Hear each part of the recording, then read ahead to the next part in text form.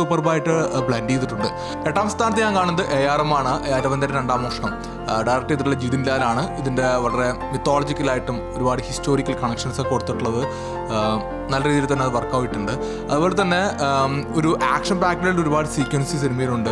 പിന്നെ അതിൻ്റെ story tell ചെയ്തിട്ടുള്ള രീതി, നോട്ട് സ്റ്റോറി, അതിൻ്റെ ഒരു ഡെപ്തിലേക്ക് പോകുന്നത്, അതിനിടയിലൊരു balancing, it was really good. Then ഏഴാം സ്ഥാനത്ത് ഞാൻ കാണുന്നത് അന്വേഷിപ്പിക്കും കണ്ടെത്തും എന്ന സിനിമയാണ്. ഡയറക്റ്റ് ചെയ്തിട്ടുള്ള ഡാർവിൻ കുര്യാക്കോസ് ആണ്.